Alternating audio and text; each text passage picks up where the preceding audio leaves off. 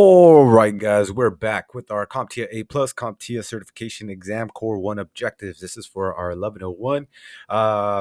We did take quite a bit of a break. You can check out the previous videos, nonetheless. But now I am technically A Plus certified. So with the moving forward with these certifications and these core exam objectives, I'm going to give you what I saw in the exam per se, or at least what I remember. I don't remember the exact questions verbatim.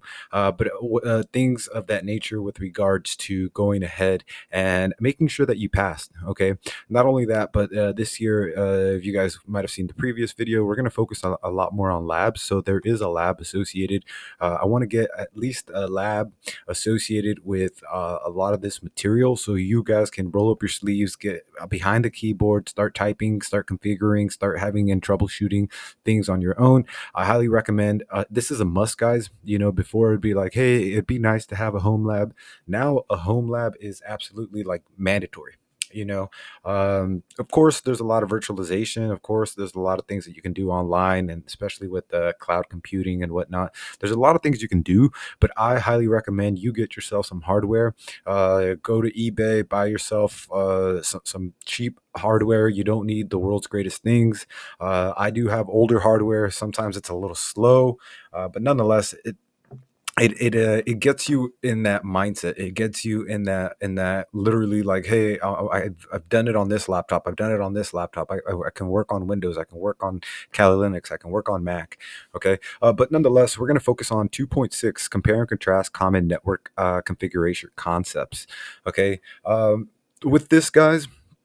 Okay, let me just say right here, this information, this little slide, okay, this might not seem like a lot, okay, but compared to like, hey, like 3.1, all right, which we'll get to, but this 2.6, there's literally only one, two, three, four. There's like four bullet points, okay, and obviously it has a tree, so to speak, where it's like, hey, make sure you know this information as well. But this information is not only on the CompTIA A plus, is not only on the networking plus, it's not only on the CompTIA Security Plus, it's also on the CCNA. And I can promise you that it's probably going to be on the CCNP.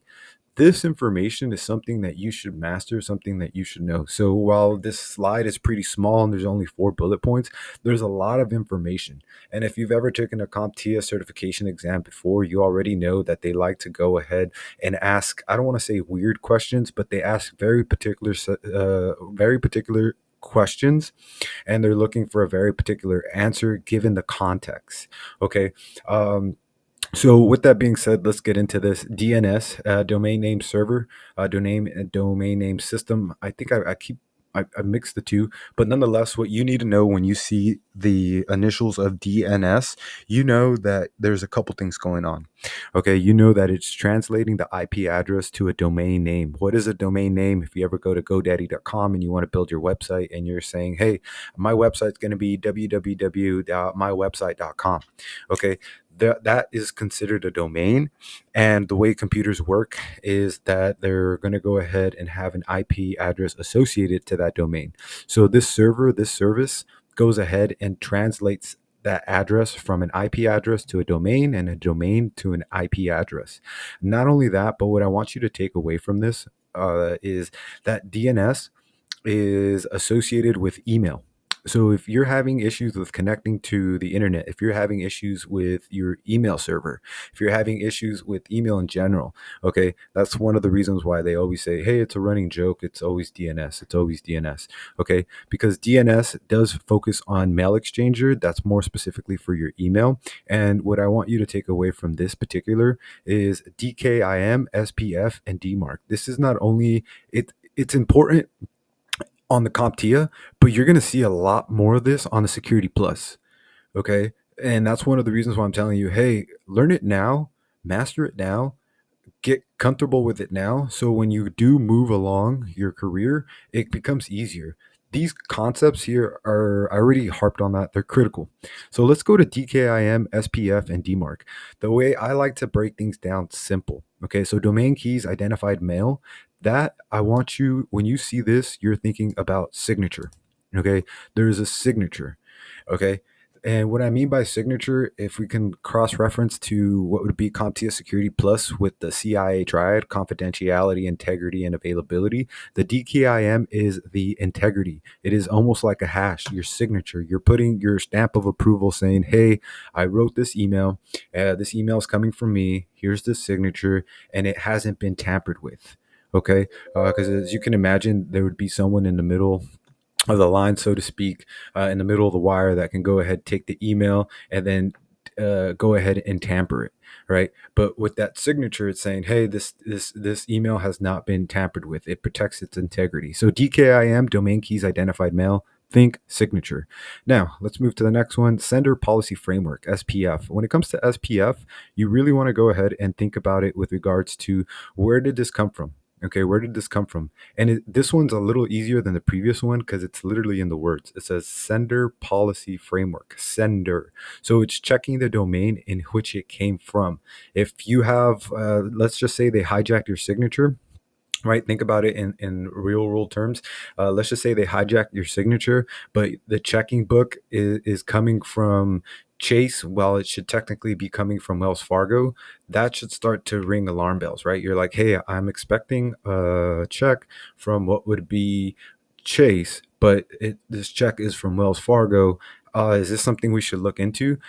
So making sure that the email, because we are dealing with email. The email is coming from the domain it's supposed to be coming from.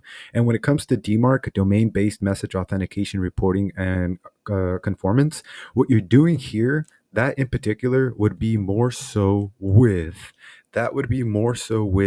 the policy. Okay, so you're dealing with the signature. Hey, the integrity of the mail. You're dealing with, hey, where is this mail coming from? And then if the signature checks out, the domain checks out, your DMARC is going to be your policy. Hey, if signature is good, domain is good, you're going to go ahead and put this email in the inbox. Hey, if the signature is bad, but the domain is good, I want you to put it in spam, or I want you to ignore it, or I want you to, whatever your policy might be. So the way I like to think about it is kind of like the DMARC is the umbrella term. And in regards to it's the security, it's the policy, and it's going to check the DKIM and it's going to check the SPF. Now let's go into DHCP. Guys, I made plenty of videos on DHCP with regards to the CCNA certification. Mind you, CCNA was a little bit more robust. And we're also, I can imagine, I know for a fact, we're going to talk about it with the Networking Plus certification. DHCP, Dynamic Host Configuration Protocol. And the cool thing about this, guys, is a lot of the things that happen in our computer, if we don't study it, we literally start to take for granted. Okay, when you go to your coffee shop, you have your laptop, and you just click on the Wi-Fi button. Okay, you click on the Wi-Fi button, and lo and behold, you got to go through maybe a prompt or two, a question or two, and then boom, you're connected on the internet. Okay, however, one of those things that's working on the background is DHCP, Dynamic Host Configuration Protocol, which automatically allocates an IP address to your machine, your node. Okay. Notice what I did here. I went to my bar here. I went to the search. I typed in control panel. I'm gonna go to network and internet, and the reason why is, and I highly recommend you do this too. Okay, that way you get comfortable. If someone says, hey, can you change the IP address? You don't know, like, hey, I know the definition of an IP address, but I don't know how to change it. Um, so granted, we're on a Windows machine. I went to the control panel, network and internet. Now I'm going to click on Ethernet 2. I'm going to go here. I'm going to click on properties. Okay, we're going to click on properties. And once we click on properties, I'm going to click on Internet Protocol version 4. I'm going to hit OK. And let's go ahead and see. That's not what I wanted. So once again, we go to properties. We're going to go here. I'll just double click. Excuse me. I double clicked. It opened this up. Notice how this says obtain an IP address automatically. Okay. That lets you know, hey, your DHCP server, your DHCP server is going to automatically detect this, and it's going to go ahead and give it an IP address. Now, if I wanted to go ahead and make this this particular system here, what would basically be what would basically be a static IP address, I can go ahead and say, hey, use the following IP address. And this here is beneficial for things of that nature with regards to servers or what have you. Because remember, DHCP, and this is where we talk about leases, reservations, and scopes. The DHCP is going to lease the IP address, and it's going to do exactly that. Just like you lease a car, you're going to have to return it back to the pool, back to the scope. So you lease the IP address, and then you return it back. Depending on the lease, the lease can be, hey, make it 30 minutes. Hey, make it 3 days. If you're still using it, then it works in the background as well. It says, hey, we're still using it. We're still going to have to use this IP address. But ideally, with the DHCP, you're consistently going ahead and automatically getting the next IP address that is available that's dependent on the scope.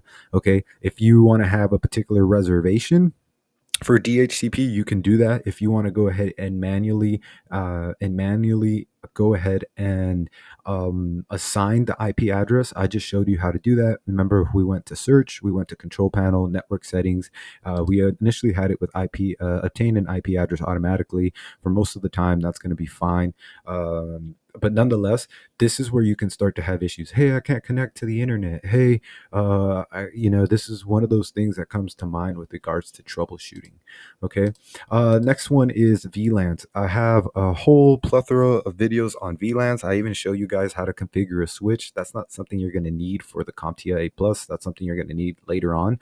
But the concept of a VLAN, and I've definitely, not only have I seen this on the CompTIA, on the networking and on the security, because there's a lot of think of this almost as for lack of a better term, it's very versatile. Okay, depending on how you use it, it has a lot of features. One of the features would be for security.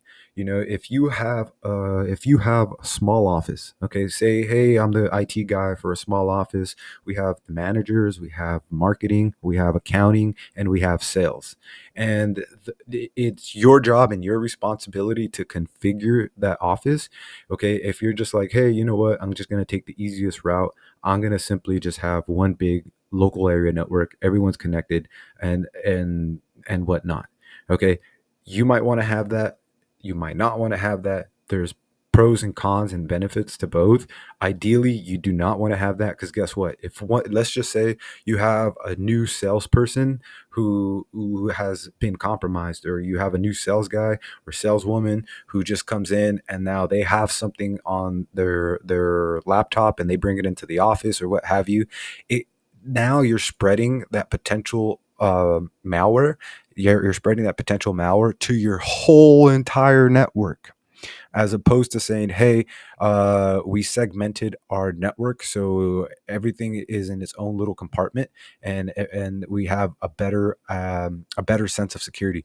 That's one of the reasons why you would want to use VLAN. Of course, there's always going to be the opportunity for performance, because once you have things segmented, you don't have a big free you don't have a lot of you don't have all that traffic from those four previous subjects that I mentioned, like managers, accounting, sales, marketing. You can go ahead and reduce that traffic and to your own little virtual local area network, right? It's virtualized. So to speak, and that you would technically do it on, you would just configure the switch. Virtual private network, okay, that's something you hear all the time. You hear ads on YouTube all the time with regards to, hey, get your VPN. That's supposed to be end-to-end encryption with regards to making sure that everything that you put out on the Wi-Fi or everything that you put out on the wire, so to speak, is essentially encrypted. Okay, it's just another mechanism to have another layer of security. That way things don't aren't necessarily tied back to you. Are they perfect? No. Are they expensive? They can be. Are some of them cheap? Maybe. Be careful with a lot of VPN. You guys should already know, anytime anything is free, technically you become the product. That was one of the sayings. But nonetheless, that is what a VPN essentially would do. And mind you, there's actually, if I'm being honest, I'm doing you kind of a disservice on this because there is technically a lot of different VPNs. VPN is a subject within itself because you have site to site VPN, you have host to host VPN, you have host to site VPN. But just understanding that idea of virtual private network is the ability to have some form of encryption from one end to another. This one really dives in a little bit more with the networking and a little bit more with CCNA. As long as you understand, at least for this exam, as long as you understand, hey, VPN, end-to-end encryption, for right now, you should be okay. But just know that this is going to build upon its own idea. With that being said, guys, we do have a lab. That lab is going to be based on building a DNS server. Okay, so we're actually going to go ahead and make our own little DNS server on Kali Linux. This is great for privacy. This is great for security. This is great for overall control that you can go ahead and manage on your own. A lot of that comes down to the configuration, and you can configure it to your heart's desire. You can make it simple, you can make it complicated, you can add more things to it. But nonetheless, we're going to go ahead and get a baseline DNS server installed via Unbound on our lab video. So we'll go ahead and make sure we do that. I've actually gone ahead, I've done DHCP videos on what would be not PyCharm, excuse me. It was, what was it? It was Cisco Packet Tracer. Yeah. Those are a little old, but they're still good. Literally, you're going ahead and setting up a DHCP server. If you remember, if you ever have a Windows server, there's a lot of services that are there. If you guys want to see another video DHCP, make sure you check out the one that I already made. Maybe you want to see some anything along those lines, any questions, comments, concerns, or something that you want me to go over again. The next thing we have is going to be the 2.7, compare and contrast internet connection types, network types, and their features. This was pretty simple, understanding this. There's a lot of questions here that they can ask, and there's a lot of questions here that you have to keep in mind with regards to something as simple as, hey, what type of internet connection would be best for a situation as so, or something along the lines of, hey, this particular internet situation is not available and it is cumbersome with regards to its location. What would you recommend? Okay, and hey, why is the Wi-Fi working on the phone and not but the cellular is not working on the phone, or vice versa? So there's a lot of questions that they can ask like that. When I took the exam, I remember more specifically with regards to what would be the best internet connection with regards to the environment that you have. Okay, whether it's a rural area, whether it might be a city area, whether it might be an office area, whether it might be like a remote location, or what have you. But nonetheless, we'll tackle that. I don't see any particular lab that we can do off the top of my head, but if you guys have anything, or if you guys want to focus on something, please let me know, and then we'll go on from there. So with that being said, guys, we'll see you guys on the next one. So we did tackle 2.6. We are on the subject of networking. If you guys want to see anything in particular, if you guys are struggling with anything, let me know. That way we can potentially attack it and go ahead and explain it more in depth. With that being said, I'll see you guys on the next one.